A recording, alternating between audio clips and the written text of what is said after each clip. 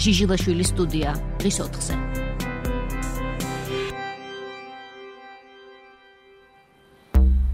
გამარჯობა, ეთერშია ჟიჟილაშვილის სტუდია. ჩვენ დღეს NDI-ის იმ კვლევაზე ვისაუბრებთ, რომელიც ორგანიზაცია CRRC საქართველომ ჩაატარა 8 ივნისიდან 6 ივლისამდე. ეს არის პერმანენტული კვლევა, რომელიც განსაკუთრებულ აქტუალობას და მნიშვნელობას იძენს ხოლმე წინასაარჩევნო პერიოდში. კვლევის ერთი ნაწილი გამოქვეყნდა და გასაჯაროვდა დღეს, რომელიც ქვეყნის საგარეო კურს, ეკონომიკას და მასმედიას ეხება, მეორე ნაწილი პოლიტიკური რეიტინგების ნაწილი, რაც ხშირად ხდება ხოლმე სპეკულაციების საგანი, გამოქვეყნდება პარასკევს. მანამდე ვისაუბრებთ ჩვენ დავით სიჩინავასთან, CRRC საქართველოს უფროს მკვლევართან უკვე მოპოვებული შედეგების და მათი ანალიზის ირგვლივ. გამარჯობა, დავით. მოგესალმებით.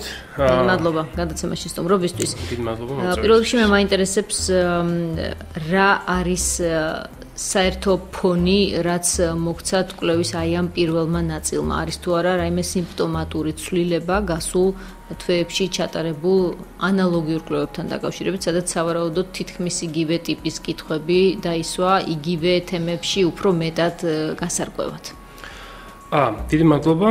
პირველ რიგში ასეთი კვლევების დადებითი და კარგი მხარე არის ის, რომ საშუალებას გვაძლევს დროის განმავლობაში თვალი მიმოდევნოთ, თუ როგორ იცვლება საზოგადოების განწყობა და როგორია მოსახლეობის დამოკიდებულება სხვადასხვა როგორც საჯარო პოლიტიკის, ასევე უბრალოდ ქვეყანაში მიმდინარე მოვლენების მიმართ და პრინციპში მე ალბათ საქართველოში არ მეგულება სხვა კვლევა ისეთი, რომელიც ასე ხშირად და ასე დეტალურად სწავლობდეს საზოგადოებრივ სხვადასხვა საკითხებთან დაკავშირებით, საზოგადოების დამოკიდებულებას სხვადასხვა საკითხებთან დაკავშირებით, რაც შეეხება თავად შედეგებს და ცვლილებებს.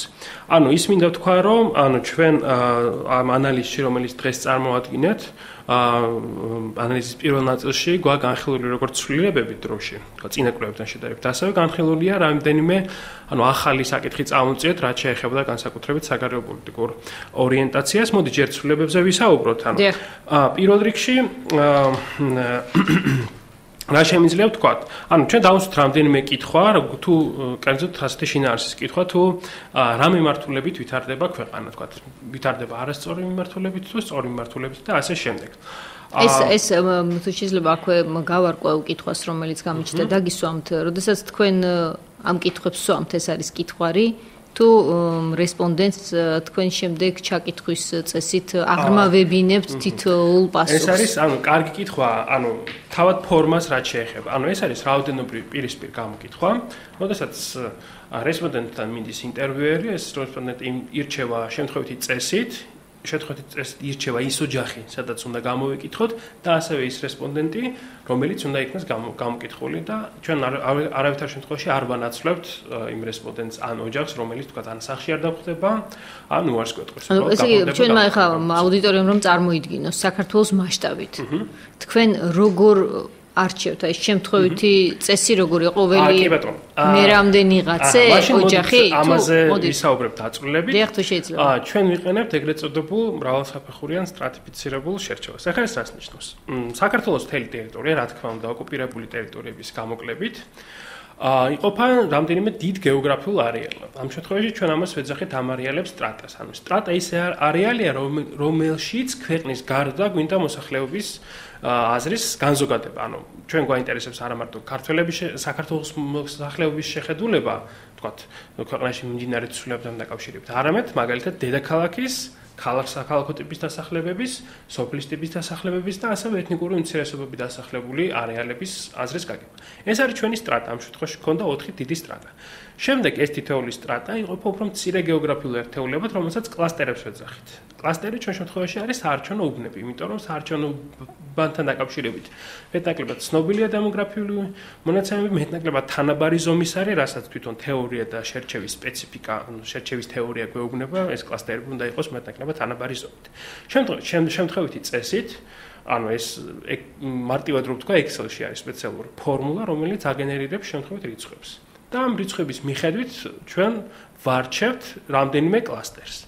თქვათ, რაღაც რაოდენობის კლასტერებს, რომლებიც წარმოადგენენ საარჩევნო უბნებს. ჩვენი ინტერვიუერები იგზავნებიან ამ საარჩევნო უბნებზე და ეგრეთ წოდებული შემთხვევითი ხეტიალის პრინციპით, საწყისი წერტილიდან ან მარჯვენა ან მარცხენა მიმართულებით გარკვეული ბიჯის მიხედვით, ანუ იმის მიხედვით თუ რამდენი ოჯახია, გამოიკითხება ყოველი მეოთხე, ყოველი მეხუთე, ყოველი მეექვსე ოჯახი. უბრალოდ კი არ გამოიკითხება, არამედ კონტაქტი განხორციელდება, დაუკაკუნებს მას ინტერვიუერი და გაარკვევს არის თუ არა ვინმე სახში, ვისთანაც გასაუბრება, ვისგანაც შეიძლება აირჩეს რესპონდენტი. მას შემდეგ რაც კონტაქტი დამყარდება და შევა ჩვენ ინტერვიუერი ოჯახში, შემდეგ უკვე სპეციალური მეთოდით, რომელსაც ქვია კიშის მეთოდი, და რომელიც საშუალებას იძლევა, რომ შემთხვევით ავარჩიოთ რესპონდენტები, დგება ყველა სრულწლოვანი წევრის სია, ოჯახში მცხოვრები, ანუ ვინც ერთჯერ კვირას ცხოვრობს, და შემდეგ ამ ჩამონათვალიდან ირჩევა ერთი და მხოლოდ ერთი რესპონდენტი, რომელთანაც უკვე ხდება შემდეგ რომელთანაც უკვე გასაუბრებას ცდილობს. აი ერთი რესპონდენტის არჩევა რის მიხედვით ხდება? ეს არის ეგრეთ წოდებული კიშის მეთოდი. კიშის მეთოდი ეს ლესლი კიში იყო ცნობილი ამერიკელი სტატისტიკოსი და მასობრივი გამოკითხვების ერთ-ერთი პიონერი თუ არა მეთოდიკის ერთ-ერთი შემმუშავებელი, რომელიც დაახლოებით 50-50 წლებში ცხოვრობდა ამერიკაში და იყო უნივერსიტეტის პროფესორი. მან შეიმუშავა სპეციალური წესი რესპონდენტის ამორჩევის ოჯახში. ამას ქვია ეგრეთ წოდებული კიშის ცხრილი, kish grid ქვია ინგლისურად. და სწორედ ეს საშუალებას გვაძლევს, რომ ჩვენ რესპონდენტები შემთხვევით იმის მიხედვით თუ რამდენი წევრი არის ოჯახში და მე რამდენი ოჯახია, თქვათ კონკრეტულ კლასტერში შეგვიძლია ავარჩიოთ ეს რესპონდენტი. ასე მოკლედ თქვენი გამოკითხვის მეთოდოლოგიაზე მეტნაკლებად ვისაც აინტერესებს ბუნებრივია ეს ტექნიკური ნაწილი, ასე დავარქვათ, მოდით შერჩევის წესს გაერკვა, რამდენი ადამიანის შედეგი გვაქვს ჩვენ და ეს იძლევა თუ არა მონაცემთა განზოგადების შესაძლებლობას, ესეც სულ არის ის კითხვა, რომელიც ისმება ხოლმე მსგავსებების გამოქვეყნების შემდეგ. ჩვენ გამოვიკითხეთ 4113, ანუ ჩვენ გვაქვს 4113 დასრულებული ინტერვიუ და ეს აბსოლუტურად საკმარისია იმისთვის, რომ შედეგები წარმომადგენლობითი იყოს არა მარტო ქვეყნის მასშტაბით, არამედ იმ 4 სტრატის მასშტაბით, ანუ 4 ფართო გეოგრაფიული არეალის მასშტაბით, რაც მე დავასახელე წეგან, ეს არის დედაქალაქი, ქალაქი, სოფელი და ეთნიკური უმცირესობების დასახლებული არეალები. საშუალო ცდომილებაზე რო ვისაუბროთ, თქვა თითოეული კითხვის საშუალო ცდომილება რამდენია, როგორ შეიძლება განსხვავდებოდეს მოსახლეობაში რეალურად არსებულ აზრთან, ხო? ანუ რაოდენობრივი კვლევის თავი მიზანი არის ის, რომ ამ ცოტა ადამიანის გამოკითხვით გავიგოთ თუ რას ფიქრობს ზოგადად მოსახლეობა, თუმცა რახან ცოტა ადამიანს გამოვიკითხავთ, შესაბამისად ჩვენ გვაქვს გარკვეული დამახინჯება და გარკვეული ცდომილება და ჩვენი კვლევის შემთხვევაში ეს არ აღემატება 2.1%-ს. რაც მინდა გითხრათ, რომ საკმაოდ ესეთი მცირე და ზუსტი მაჩვენებელია.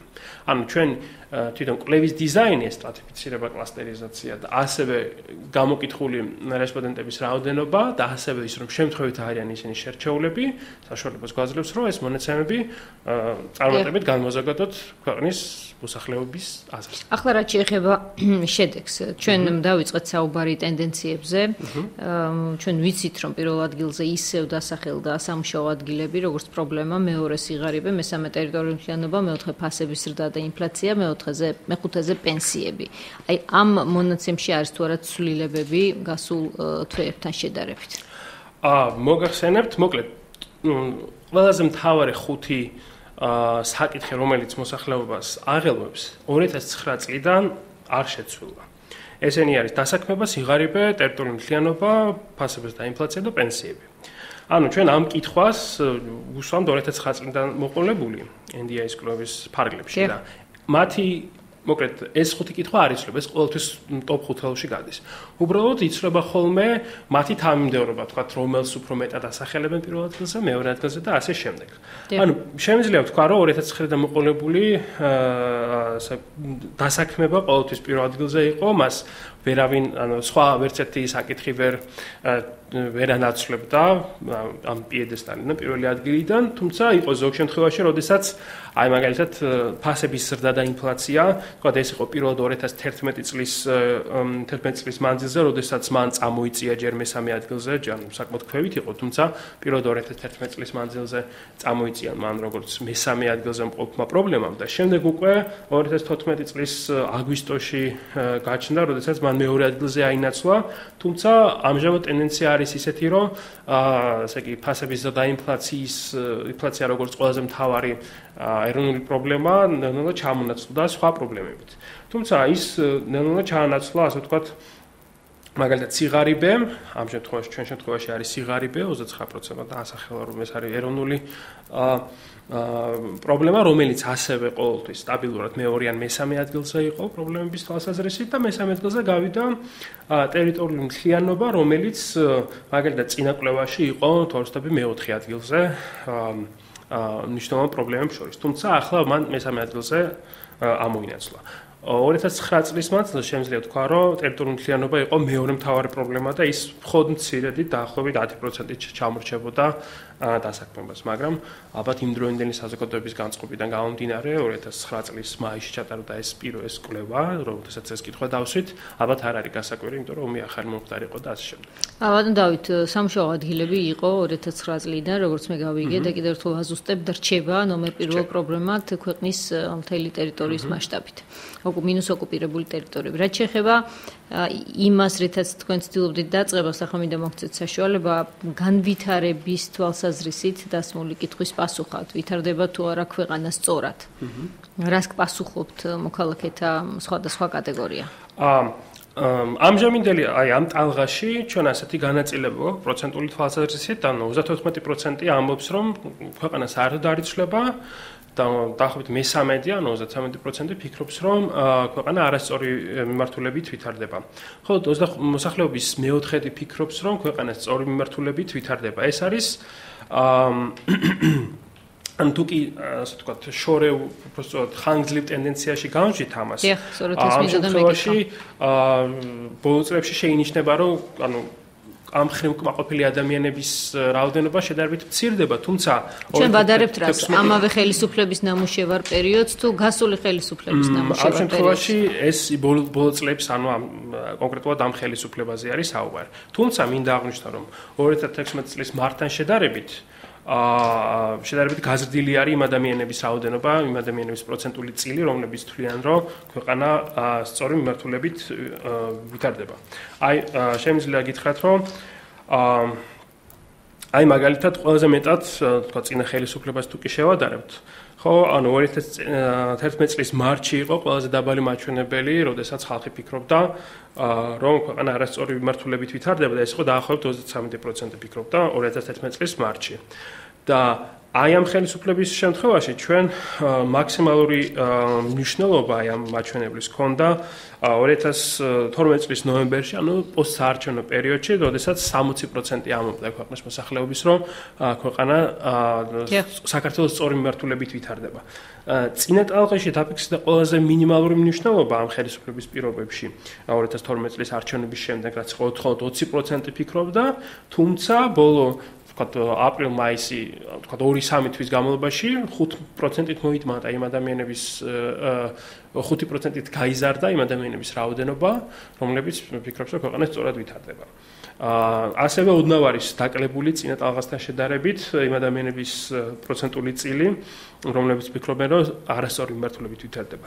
ამჟამად გვაქვს ასეთი განაწილება 25% ფიქრობს, რომ სწორი მიმართულებით ვითარდება ქვეყანა, მე-13 ფიქრობს, რომ არასწორი მიმართულებით ვითარდება და ასევე მე-13 ფიქრობს, რომ ან განვითარებაში თქვენ გულისხმობთ ეკონომიკურ და სოციალურ მდგომარეობას თუ ღერდა ასე.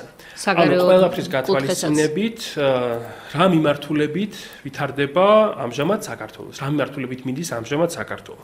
ანუ ეს არის ამ შემთხვევაში ჩვენ არ ვაკონკრეტებინებთ კონკრეტულად ეკონომიკური თვალსაზრისით არის, თქვა საგარეო ურთიერთობის თვალსაზრისით არის თუ პოლიტიკური. ანუ ეს არის ადამიანის სუბიექტური შეფასება. თვითონ აწუხებს შესაძლოა იმ თვალსაზრისით გიპასუხოთ და ამაში ჩაკითხვა არ ხდება. ანუ ჩაკითხვა ამ შემთხვევაში არ ხდება, იმიტომ რომ ეს არის რაოდენობრივი კვლევა და ჩვენ გვაქვს ასე თქვა დახურული პასუხის ვარიანტები, რომლის მიხედვითაც ჩვენ შეგვიძლია და არა ინტერპრეტაცია. აუცილებელი დიახან არის. შეიძლება იყოს თქვა 5-ბალიანი შკალა, ან 3-ბალიანი შკალა, ან 7-ბალიანი შკალა.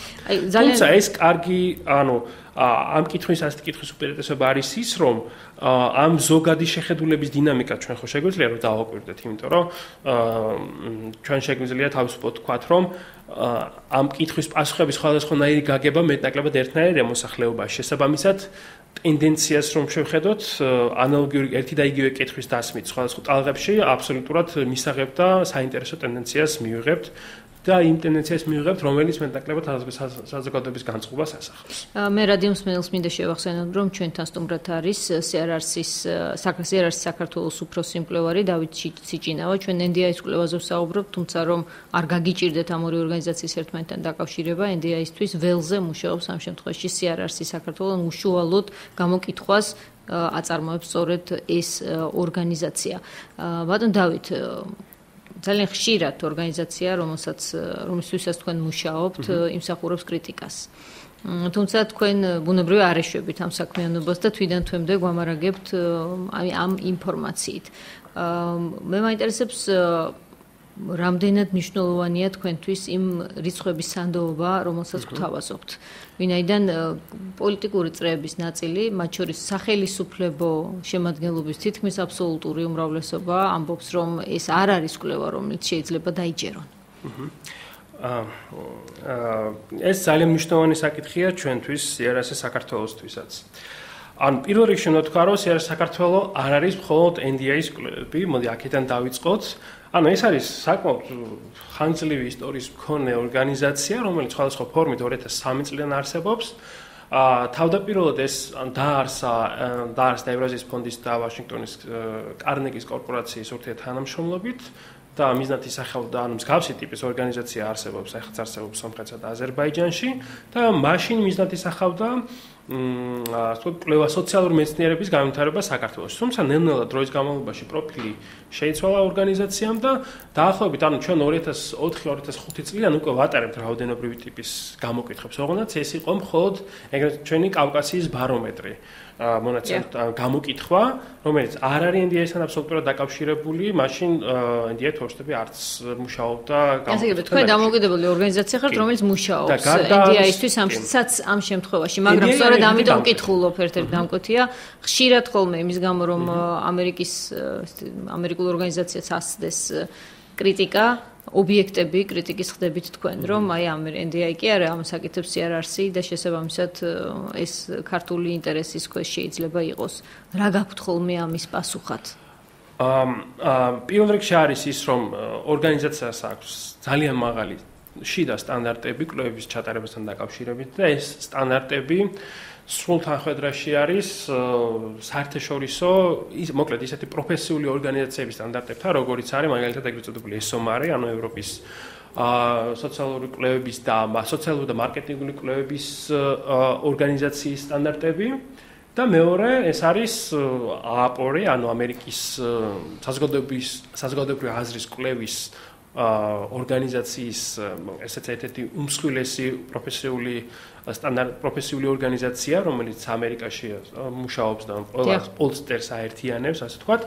მათ აქვთ, ასე ვთქვათ, ეს კოდექსი გამოქვეყნებული, სადაც არის დეტალურად გაწეული სტანდარტები, თუ რა უნდა გააკეთოს კვლევითმა ორგანიზაციამ, რათა მათ სტანდარტები დააგვაყენოს. ეს არის გამჭვირვალეობა, ეს არის თვითონ შერჩევის მეთოდიკა უნდა იყოს აბსოლუტურად გამჭვირვალე და მეცნიერული და არავითარი, ასე ვთქვათ, ხრელები არ უნდა არსებობდეს მასში, რომ ვთქვათ მიზნობრივი შერჩევა შეიძლება გამოიყენოს ორგანიზაციამ, ეს უნდა იყოს ძალიან დამოკიდებული, ის რომ მონაცემების გაწმენდა და დოკუმენტირება უნდა იყოს, ის რომ აბსოლუტურად უნდა კარგად უნდა ხორციელდებოდეს თავად ინტერვიუერების კონტროლი, ინტერვიუების ტრეინინგი, ეს ყველაფერი უზრუნველყოფს იმას, რომ საბოლოო პროდუქტი არის მხოლოდ ვთქვათ ხარისხიანი და მისი გამოყენება შეიძლება. კიდე მეორე უნდა აღვნიშნო ის, რომ ჩვენს მონაცემებს ხო იყენებენ არა მარტო ვთქვათ რომ საერთაშორისო ორგანიზაციები, ვთქვათ რომლისთვისაც ჩვენ მუშაობთ, შემიძლია გავასახელოთ ვთქვათ USAID-ისთვის რამდენიმე კვლევა შევასრულეთ, ვთქვათ USAID-ის დაფინანსებული პროექტების ფარგლებში, ვთქვათ ევროკავშირის შესახებ კვლევები ჩავატარეთ კვლევები მსოფლიო ბანკისთვის, როგორც რაოდენობრივი ასევე თვისებრივი. და პრინციპში, ანუ სწორედ ეს მრავალფეროვნება დამკვეთების და მათი, ასე ვთქვათ, მათი ხარისხი სწორედ საშუალებას იძლევა იმისას, რომ ანუ ჩვენ უკუაგდოთ ის შეხედულებები, რომ თითქოს ჩვენ რაღაცას ვეშმაკობთ, ან არასწორად აი, თუმცა ყველა ძირითადად თქვენთვის NDI-ის კვლევებია ფაქტია, იმიტომ რომ ძირითადად ამ კონტექსტში ხართ ხოლმე უფრო დიდი რაოდენობის მოქალაქეებისთვის ხელმისაწვდომი და საინტერესო. და კიდევ ერთ რაღაცას მინდა გაუსვა ხაზი, რომ განსაკუთრებული კრიტიკის ქართლის ქვეშ უფრო პოლიტიკური რეიტინგები ხდება ხოლმე. თუმცა მე მინახავს ხოლმე ბევრი თქვა სამთავრობო დაწესებულება ისეთ რაღაცას, რომელიც თქვა გაირკვა ჩვენ კვლევის შესაბამისად და მას იყენებს და საკმაოდ გადადებით კონტექსტშიც იყო ის მონაცემები გამოქვეყნებული. თუმცა ჩვენ ამას მივესალმებით და ორმაგად დაგვიხარდება თუ ჩვენ ამ კვლევის მიზანი არ არის ასე ვთქვათ აჟიოტაჟის შექმნა საზოგადოებაში, ეს არის საზოგადოების ინფორმირება მოახდინოს და მეორე ეს არის პოლიტიკოსებს და სხვა დაინტერესებულ წრებს ისეთი ინფორმაცია მიაწოდოს, რომელიც მათ გადაწყვეტილების მიღებაში დაეხმარება და კიდე ასე ვთქვათ საჯარო სექტორს მიეხმარება საჯარო პოლიტიკის საკითხების უკეთ განსაზღვრაში, იმიტომ რომ უამრავი კითხვა არის რაც საჯარო პოლიტიკას ეხება ამ გამოკითხვაში და ეს პირიქით ხელს შეუწყობს და დაეხმარება მთავრობას, რომ უფრო უკეთ დაგეგმოს თავისი ღონისძიებები, უკეთ დაგეგმოს თავისი პოლიტიკა და თუნდაც შეამოწმოს თუ რა გავლენა მოახდინა მისმა განხორციელებულმა პროგრამამ თუ პროექტმა თუ პოლიტიკამ მოსახლეობის განწყობაზე და მოსახლეობის მდგომარეობას. ანუ ჩემი აზრით თავარი დანიშნულება ამ კვლევის სწორედ ეს არის და არა თქვათ პოლიტიკური, ან ძალიან მცირე ნაწილს სამწუხაროდ ექცევა ყურადღება, არა და უამრავი საინტერესო ინფორმაცია ამ კვლევაში. გასაგებია, აი დარწმუნებული ვარ პარასკევიც იქნება ის დღე, როდესაც პოლიტიკური რეიტინგების გამო თქვენ კიდევ ერთხელ გეტყვიან, რომ არ ხართ სულ ობიექტურები ამ კვლევების ჩატარების დროს, თუმცა ეს ერთი მხარეა ამ კვლევების შედეგების და მეორე ის, რასაც თქვენ ჩვენ გვიყვებით და მაინც ყურადსაღები ხდება, მათ შორის იმ პოლიტიკური წრეებისთვისაც, ვინც ამბობს, რომ არ გენდობათ. მე მაინტერესებს კიდევ ერთი კითხვა დავსვა ამ თემაზე და შემდეგ დაუბრუნდეთ აი უშუალოდ ამ ბოლო კვლევას. ძირითადად სკეპსისი პოლიტიკური ორგანიზაციების ნაწილის გამოწვეულია იმით, რომ შემდეგ განსაკუთრებით 2012 წლის არჩევნების დროს თქვენი კვლევის შედეგები ხომ რომელიც პირდაპირ წინასწარ ტარდება ხოლმე უძღვის წინ არჩევნებს, არ ემთხვევა ხოლმე არჩევნების შემდეგ დადებულ შედეგს. ნუ განსხვავება არის ხოლმე დიდი, როგორც მოხდა თქვა 2012 წლის შემთხვევაში, არ მხოლოდ პარტიული შედეგების, არამედ პიროვნული რეიტინგებისაც.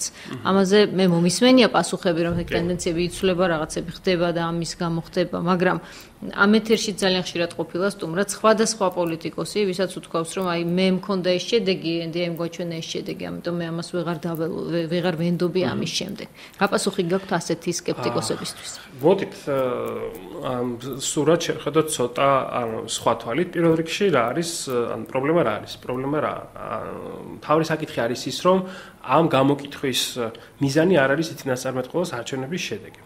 და ეგრეთ წოდებული ეს არჩევნების შედეგის წინასწარმეტყველება, ანუ forecasting-საც ეძახიან და რასაც ბევრი ფირმა მიმართავს უცხოეთში, რომლებიც პოლიტიკოსებისთვის მუშაობენ, ეს არ არის, ასე ვთქვათ, მხოლოდ იმ კითხვაზე პასუხი, რომელიც არის, ვთქვათ, ხვალ არჩევნები ტარდებოდეს, მიცემთ ხმას. ანუ არსებობს სპეციალური მეთოდები, რომლითაც და სტატისტიკური მეთოდები, რომლითაც ხალხი ცდილობს, რომ ეს გამოიცნოს.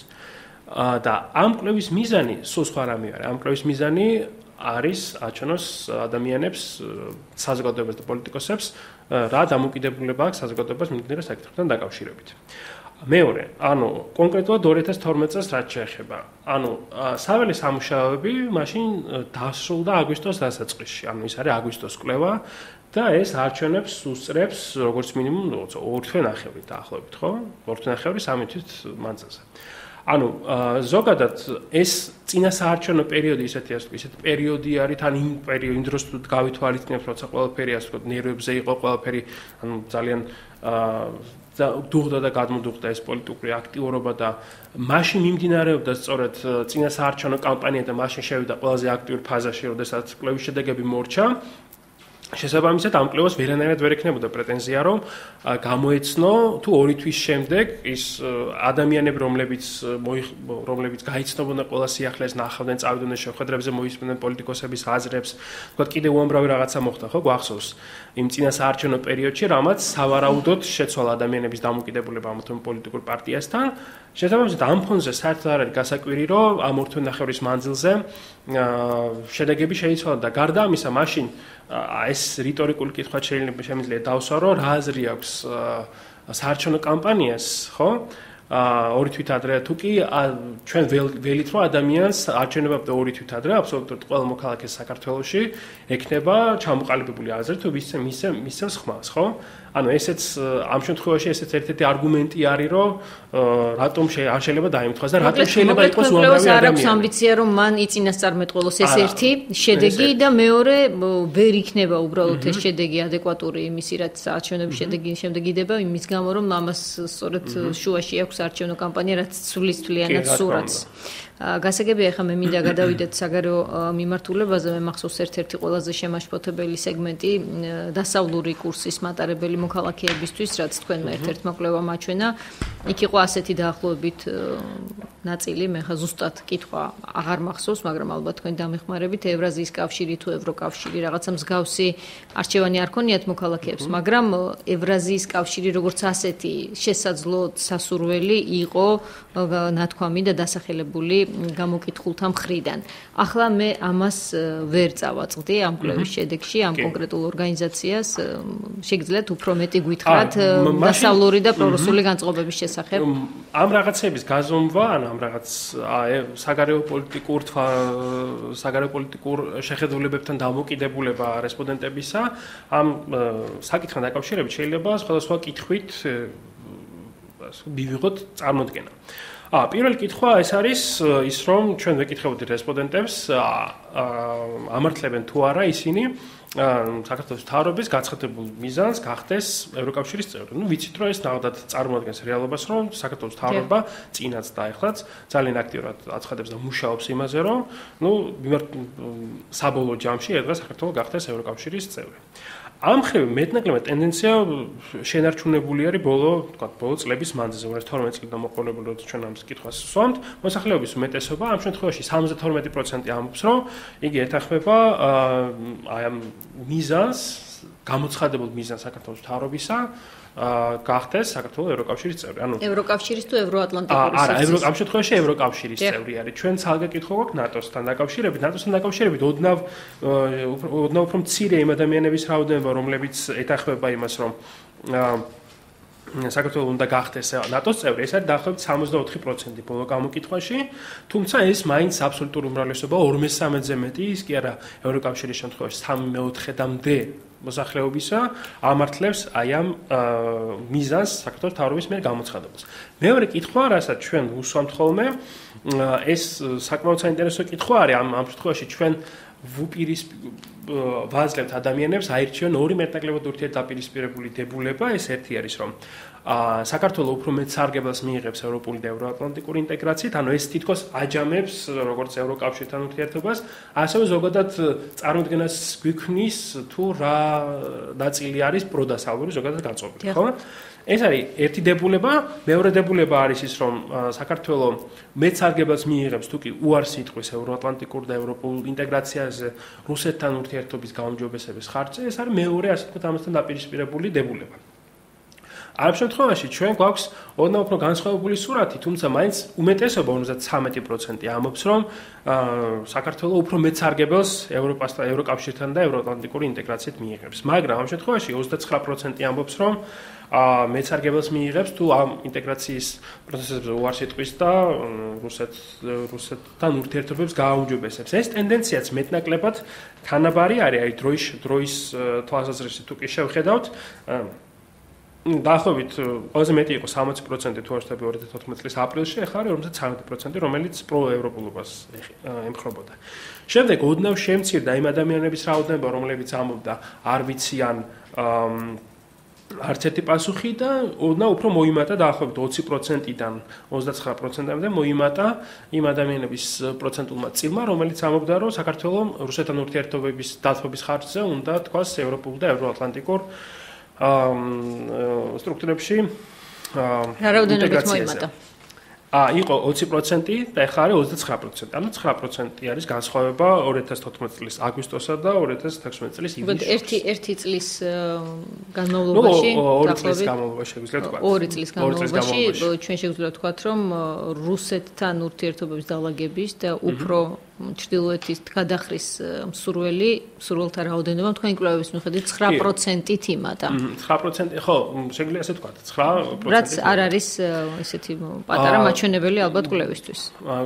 ზოგადად ალბათ ისედაც კვლევისთვის ზოგადად არ არის ალბათ კარგი მაჩვენებელი, თუმცა ხაზი უნდა გაუსვა იმას, რომ დიდად არ შემცირებულა, ყოველ შემთხვევაში თანაბარი არის ერთ და იგივე პროცენტული წილი ამბობს, ნახევარზე მეტი ამბობს მოსახლეობისა, რომ მას ურჩევნია და მეცარგებას მიიღებს საქართველოს, თუ კი ევროპულ და ანუ ეს რის ხარჯზე გაიზარდა? ეს როგორც ჩანს გაიზარდა არბიცის და არც ერთი, ანუ არც რო არ ეთანხმება იმ ადამიანების ხარჯს.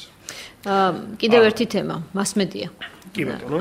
მაინც როგორც ჩანს მთავარ ისევ როგორც ყველგან ჯერჯერობით, არ ვიცი ეს კარგია თუ ცუდი, ინფორმაციის წყაროდ რჩება ტელევიზია თქვენი გამოკითხვების შედეგად.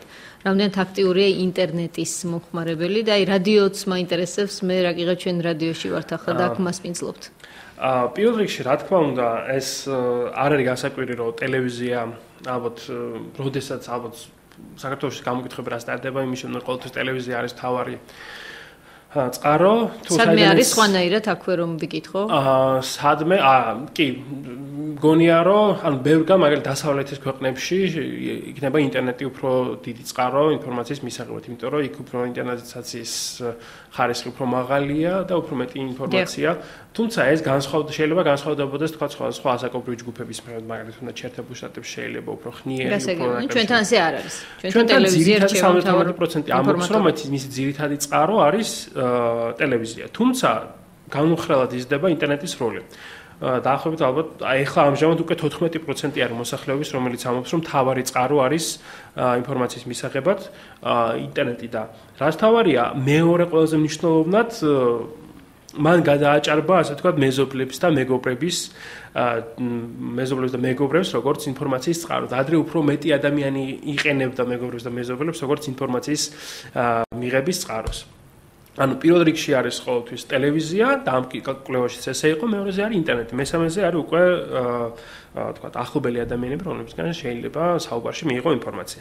სამწუხაროდ რადიოსაც შეეხება, რადიო ძალიან თითქმის არავის არ დაუსახელებია მთავარ წყაროდ, მხოლოდ 2%-მა დაასახელა მეორე წყაროდ ინფორმაციის მისაღებად. სამწუხაროდ ბეჭდური მედია? ბეჭდური მედია, ან პირველად წყაროდ მხოლოდ 2%-მა დაასახელა, თუმცა 10%-მა დაასახელა როგორც მეორე მთავარი წყარო.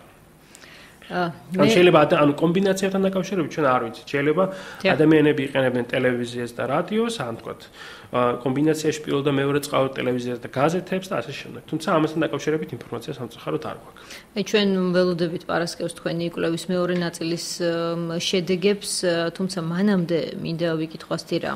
ბუნებრივად წინასწარ ხა თქვენ ვერ მეტყვით, რომ ციცოდეთ აი ამ შედეგებს დეტალურად, მაგრამ ის იმედი რაც პოლიტიკოსთა აბსოლუტურ უმრავლესობას პარტიებისას დღეს აქვს, რომ მათზე იმუშავებს სწორედ სეგმენტი, ვინც დღეს ამბობს, რომ არ არის ჩამოყალიბებული, ეს იმედი თქვენ კვლევაში რჩება მათთვის იმედად თუ არა. ანუ გაიზარდა, დაიკლო მაჩვენებელმა, ვინც ჯერჯერობით პოლიტიკურად ჩამოყალიბებული არ არის, მისცემს ხმას არჩევნებში, თუ რაღაცნაირად შეიცვალა ეს მონაცემი რადიკალურად. სამწუხაროდ მე ასე კონკრეტულად მაგაზე ვერ ვისაუბრებ, უბრალოდ იმას ვიტყვით, რომ ანუ ზოგადად პოლიტიკოსებს ყოველთვის აქვს შანსი იმუშაონ, თქვათ, არა მარტო ნაკლებად გადაწყვეტილ ან გადაუწყვეტილ ამორჩევლებზე, არამედ იმ ამორჩევლებზე, რომლებიც სხვა პარტიას უჭერენ მხარს, ანუ განსაკუთრებით საქართველოსნაირ ქვეყანაში, სადაც იდეოლოგიურ, ასე ვთქვათ, აპირისპირებებთან არ გვაქვს დიდად, თქვათ, როგორც მიმარჯვენობა, მიმარცხენეობა ან რაც კონსერვატიული ლიბერალური დისკურსი პარტიულ კუთვნილებაში დიდად არ შემოდის, ამ შემთხვევაში ზოგადად ადამიანებს და ზოგადად პოლიტიკოსებს აქვს ძალიან დიდი შანსი და კარგი შესაძლებლობა.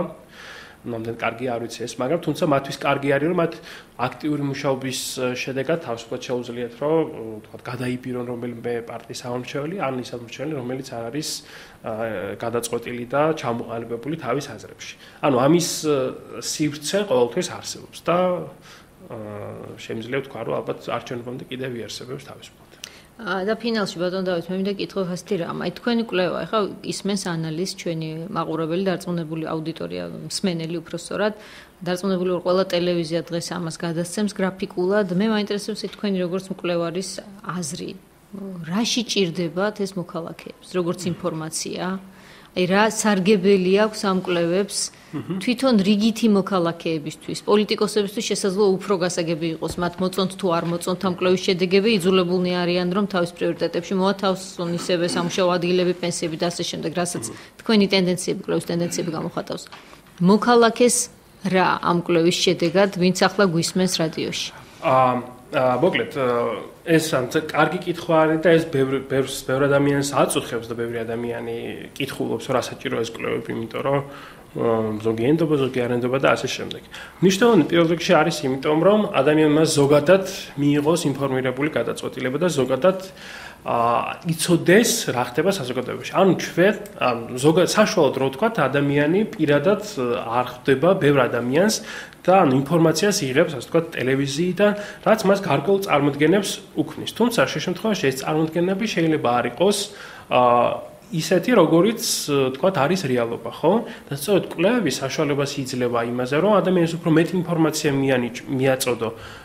თუნდაც რას ფიქრობენ მისი თანამემამულეები, ის ადამიანები, რომლებიც მის ქვეყანაში ცხოვრობენ, თქვათ რა დამოკიდებულება აქვს, შეიძლება ზოგიერთ ჯგუფის შემთხვევაში სიტუაცია იყოს ისინი თავს კარგად ცნობენ და შეიძლება ფიქრობდნენ, რომ ქვეყანაშიც ყველაფერი კარგად მიმდინარეობს, მაგრამ ოდესაც ნახავენ, რომ თქვათ ქვეყანაში მოსახლეობის რაღაც N% ფიქრობს, რომ საქმეები საკმაოდ ცუდად მიდიან, ეს ალბათ მათში რაღაც დაფიქრების და თქვათ სხვანაირად განსჯის საშუალო განჯისკენ უბიძგებს. ანუ ეს არის ინფორმაცია განჯისათვის პირველ რიგში ნებისმიერი ადამიანისთვის, რადგან მან შემდეგ მიიღოს თქვათ ინფორმირებული გადაწყვეტილება, უფრო სხვანაირად შეხედოს, სხვანაირად მოიხმაროს ახალი ამბები, სხვანაირად იფიქროს ქვეყანაში მიმდინარე სიტუაციაზე. და ეს არის პირველ რიგში ეს არის მათი ინფორმირებულობისთვის. ავტომატურად გამოდის, რომ თქვენ იმასაც ამბობთ, რომ შესაძლოა, მე არ მომფახლა ამას თქვენს შესახებ, ბუნებრივია, შესაძლოა სოციოლოგია, მოკვლევების აზრის გამოკითხვა მოსახლეობის იყოს გამოყენებული манипуляციისთვის. რაკიღა ამას აქვს გავლენა მით უმეტეს განსჯის პროცესში, გადაწყვეტილების მიღების პროცესშიც შესაბამისად. ამ შემთხვევაში მე ასეთ რაღაცას ვიტყოდი. გავლენა ნებისმიერ რაღაცას აქვს ჩვენ ცხოვრებაში, უბრალოდ ეს ანუ ჩვენ რასაც ვსვამოთ, ასე ვთქვათ, რასაც ვიკვლევთ, ეს კონკრეტულ ეს ჩვენ იმის საშუალებას ვიძლევით, ანუ ისეთ დონეზე ვცდილობთ და ისეთი სტანდარტის დაცვას ვცდილობთ, რომ ის რაც იქნება, ის მონაცემები რაც არის მოგროვილი, იყოს ყოველთვის ხელმისაწვდომი და ეს ყველაფერი იყოს სწორად ჩატარებული. ან მოსახლეობა და დაინტერესებულ პირს, ნებისმიერ დაინტერესებულ პირს თვითონვე შეუძლია თქვა ამ ინფორმაციას გაეცნოს და ინტერპრეტაცია მოახდინოს. ან ზემოქმედება ალბათ უფრო იმ შემთხვევაში იქნება, თუ კი შენ ასე ვთქვათ ძალით ჩასჭრი იმ ადამიანს და ძალით ეტყვი, რომ აი ეს ასე ხდება. ფსიქოლოგიურად როგორ ზემოქმედებს, მაგალითად თუ კი ადამიანი რომელიღაც პოლიტიკოსი არ არის ერთი შეხედვით, მოქალაქის აზრით ბუნებრივია, ვთქვათ, მეორე ადგილზე და უცებ აღმოჩნდება რომელიმე კვლევით მეორე ადგილზე. ეს ფსიქოლოგიურად რა შედეგის მომტანია არჩევნების პროცესში. ისევ და ისევ ამას არ საუბრობ თქვენ კვლევაზე, მე გეკითხებთ როგორც პროფესიონალს. არჩევნების პროცესში, ანუ ჩვენ პირდაპირ ვერ ვიტყვით ამას, რა გავლენა შეიძლება ქონდეს, იმიტომ რომ ამას კიდე ცალკე კვლევა ჭირდება და თქვა ფსიქოლოგები, პოლიტიკური ფსიქოლოგები ამას იკვლევენ ხოლმე და ამასთან დაკავშირებით არის სხვადასხვა დისკუსიები და განსაკუთრებით აკადემიურ სივრცეში. ალბათ, თქვა პოლიტიკური კონსულტანტებიც იყენებენ ამას. თუმცა, პრინციპში ჩვენი ტიპის კვლევა და ის რომ მონაცემები არის ღია და ხელმისაწვდომი ყველასთვის და უშუალოდ შეიძლება გადაამოწმო მართლა რა თქვა ხალხმა და როგორ იყო კითხვა ჩამოყალიბებული და ვის დაესვა ეს კითხვა და ყველაფრის შემოწმება არის შესაძლებელი. ანუ ეს რა თქმა უნდა უფრო შეიძლება გაუმყაროს თავისი დამოკიდებულება მოთმენ პოლიტიკოსთან დაკავშირებით, ან თქვათ უფრო შეიძლება კრიტიკულად იფიქროს მასთან დაკავშირებით. აი ღიაობა რას ნიშნავს ახლა? გამიჩნდა კითხვა, მე შემიძლია ვნახო კონკრეტულად რომელმა მოქალაქემ გიპასუხოთ, ეს არ არის ანონიმური? ეს ანონიმურია, ამ შემთხვევაში ჩვენ ვამბობთ რომ მონაცემები არის ღია. ანუ ეს იმას ნიშნავს, რომ აგრეგირებული სახით, ანუ მე შემიძლია მონაცემები გავაანალიზო მაგალითად დასახლებული პუნქტის მიხედვით, თუ კი განზოგადებადი, ან თქვათ იმის მიხედვით, თუ რა თქვა, რა კითხვა და თქვენ შრალ ციფრებს არ გვაძლევთ, თქვენ გვაძლევთ მისწინარე პირობებს, რომელმაც მოგცათ მერე ბოლო თქვათ მაჩვენებელი. ანუ სხვა რაღაცას გულისხმობ, ანუ ჩვენ გვაქვს ონლაინ ანალიზის პლატფორმა. კავკასიის ბარომეტრი წერტილი 2, სადაც ხოდაშორის ამ დღეებში გავუშვით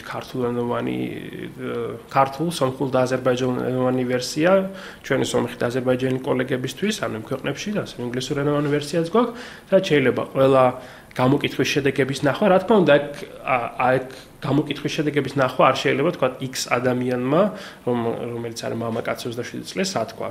ანუ არამედ იქ არის ეს ყველაფერი აგრეგირებულად წარმოდგენილი, ანუ ადამიანს თვითონვე შეუძლია ეს ყველა დიაგრამა, რაც წარმოდგენილი მაქვს ახლა, შეუძლია თვითონვე ააგოს, თვითონვე გაანალიზოს თითოეული ჯგუფის მიხედვით და იმსჯელოს, რომ მაგალითად, პარტიული კუთვნილების მიხედვით, ამ საერთაშორისო ურთიერთობებთან დაკავშირებით რა წარმოადგენს აქ ადამიანს. ან იმის მიხედვით თუ რას ფიქრობს ქვეყანაში საითმინდის ქვეყანა, იმის მიხედვით რომ გაანალიზოს მაგალითად თავარი ძირითადი პრობლემები, რაც ქვეყანაში და ასე შემდეგ. ანუ ამას გულისხმობდი, რომ დამოუკიდებლად შეუძლია ჩაატაროს ანალიზი, რა თქმა უნდა, აგრეგირებულ მონაცემებზე.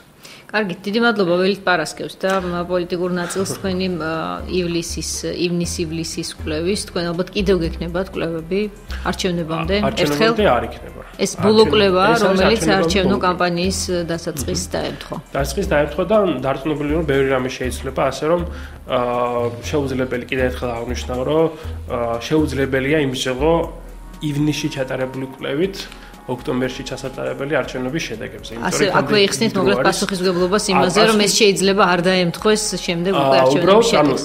იდეაში ამას ჩვენ ყოველი კვლევის წინ ვამბობთ ხოლმე, რომ ეს არ უნდა იყოს გაგებული როგორც არჩევნების შედეგები, იმიტომ რომ პოლიტიკოსები უავრავ დროს თანხას და ენერგიას ხარჯავენ იმაში, რომ საარჩევნო კამპანია კარგად ჩაატარონ, მეჯერ გამოჩნდნენ ტელევიზიით, მეტი შეხვედრა ჩაატარონ ამომრჩევლებთან. ეს არის მათი საქმე, რათა არჩევნებში შემდეგ წარმატებას მიაღწიონ. ეს უბრალოდ ასახავს დროის იმ 6 ივნისიდან 8 ივლისის ჩათვლით ადამიანის საქართველოში ამომრჩევლების განწყობას. ხო, შემდეგ რა მოხდება, ეს უკვე პოლიტიკოსების და საზოგადოების საქმეა. დიდი მადლობა დავით სიჭინავა, CRRC-ის საქართველოს უფროსი მკვლევარი იყო ჩვენთან სტუმრად. დიდი მადლობა თქვენ. ჩვენ გაცემის მოსმენა შეგიძლიათ დღესვე განმეორებით 19 საათზე, ასევე გეტყვით, რომ მისი ვიდეო ვერსიის ნახვა შეგიძლიათ რადიო ქალაქის Facebook გვერდზე, ასევე რადიო ქალაქის ვებ გვერდზე. გმადლობთ.